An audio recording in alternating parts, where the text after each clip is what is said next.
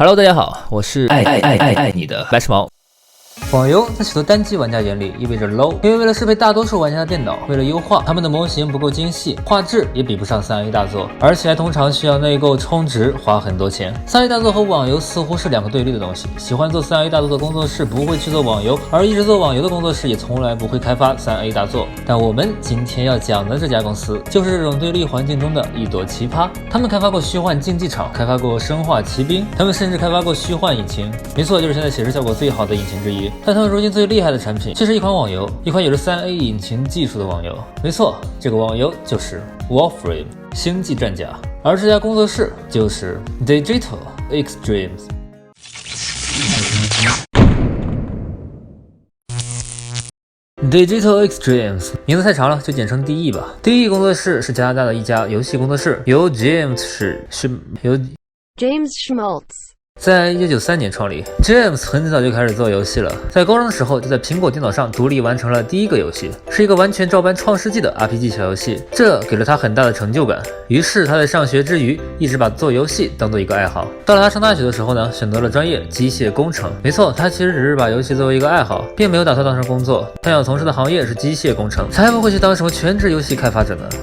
在大学即将毕业的时候，他发现了一个网上论坛 CompuServe， 上面有很多人在讨论游戏和软件。他在那里遇见了 Mark Rein， 也就是后来虚幻引擎公司 Epic 的创始人之一。他当时刚好制作完成了游戏 SolarWinds， 被 Mark 相中，由 Epic 公司代理发行。James 每月可以收到$1200的代理费，做游戏这么赚钱，这让他有点动摇。于是他毕业后就没去找工作，继续做游戏。然后他的下一款游戏就非常厉害了，名叫 Epic Pinball，是一个控制2个板子进行弹球的游戏。没错，它就是当年 Windows 电脑上默认携带的游戏3维弹球的原型。这个游戏呢，继续由 Epic 发行。至于代理费用， James 仍然知道那天所看见的支票的面额$5万。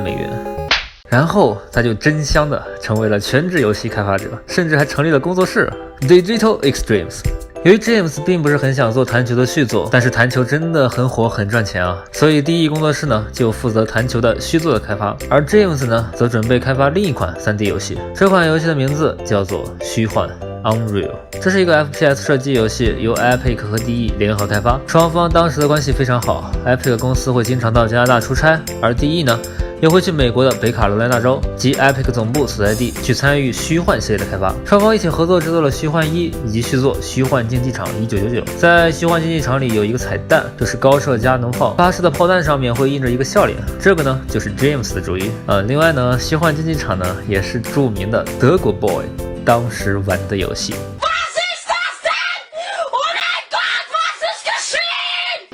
后续他们又陆续合作了虚幻系列的几部作品。随着2家公司的人员越来越多，地理位置上的隔离让交流越发困难，开发效率比较低，这使得他们萌生出了合并的想法。当然，如果他们2家合并了，那么也就肯定没有今天这个视频了。他们选择不合并的原因很简单，因为钱。因为如果合并的话，加拿大政府会征收很大一笔税款，所以最后还是因为金钱的压力而被迫分手。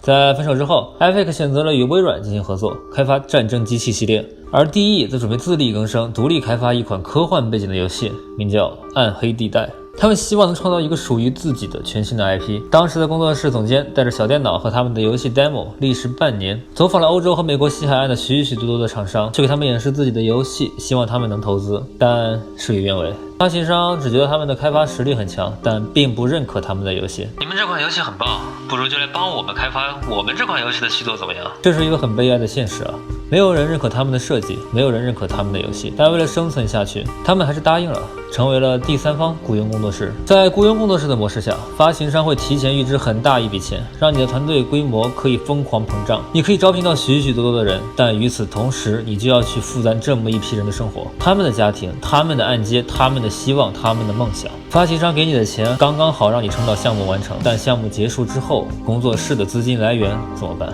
大家可以先自行想一想，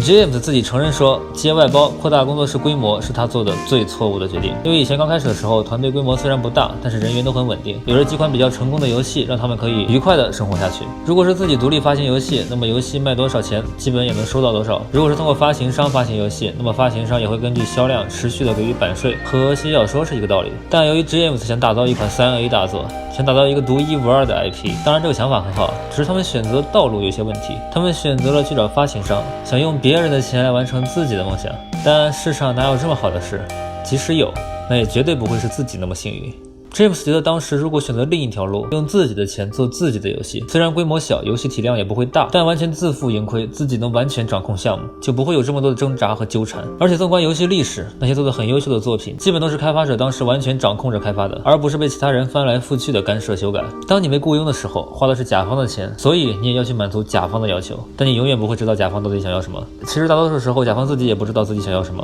这是一件很痛苦的事。第一，选择了成为雇佣工作室，选择了扩大团队规模。当项目完成之后，发行商的钱用完了，但新的项目还没有拉到，那么这个空档期，整个工作室的开销就会非常大。许多外包工作室都会选择裁员的路数，即接外包的时候扩大规模，接完外包就把大家辞退。但 James 不忍心这么干，因为 Digital Extremes 是当时他们镇上唯一的工作室。他们的员工都在那里扎了根，大家都有着家庭、朋友，都有着按揭贷款。如果把他们裁掉， James 会遭不住内心的谴责。所以为了生存下去，他们只能疯狂的去接各种各样的外包单子，去一步又一步的完成别人的游戏，而自己的梦想、自己的暗黑地带就一次又一次的被丢弃在一旁。毕竟梦想不能当饭吃嘛。他们接下了 Good Games 的合作，用虚幻引擎开发了《魔域反攻》以及续作《敌对行动》。他们拿下了《生化奇兵 PS3》的移植合同，又为《生化奇兵2》和《国土防线》开发了多人模式。他们又搞定了 2K， 开发了《黑暗2》。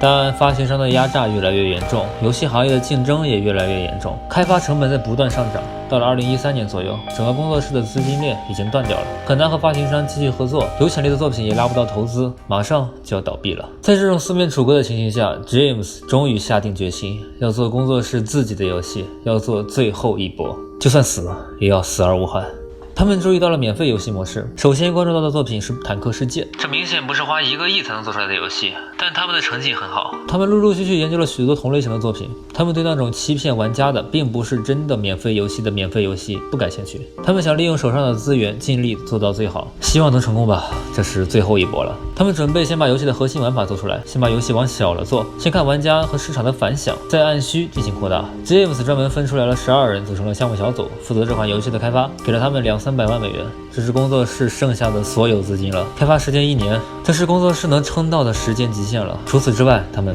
别无所有。与此同时，工作室也进行了一轮裁员，但裁员后依然还有250多人的规模，没有多少时间剩下了。他们紧锣密鼓地开始了游戏的开发，就是按照他们当年的设想，做成科幻背景，就如同10几年前的最初的那版暗黑地带 demo 一样。他们做了一个小型的太空海盗玩法，做了随机的太空飞船，加入了 MMO 的元素，这一部分花费了2个月的时间，他们还剩下10个月。在 demo 完成后， James 立马重操旧业，带着小电脑去找发行商寻求可能的资助，以帮助工作室活下去。他们建了几家全球最大的免费游戏发行商，最有钱的那几家，比如韩国的 Nexon、中国的完美世界、巨人网络等等，但没有人认可他们。都2012年了，谁还玩科幻游戏？发行商一看这个游戏是 PVE 科幻，立马就走人了。这是我见过的画面最好的免费游戏，但你们肯定画面不能做这么好，这样没法保证游戏的快速频繁的更新，没有前途的。发行商都不买账，时间又浪费了1个月。他们将游戏取名为连，是一款免费的太空忍者游戏，时间只剩下了9个月，地役只有9个月了。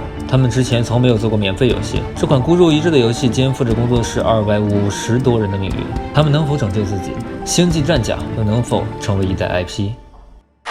时间不早了，我们就留到下期再讲。喜欢的观众呢，请记得收藏加关注哟，你们的关注就是我更新的动力。我是白山毛，你们整天摸鱼的独立游戏开发者，我们下期再见。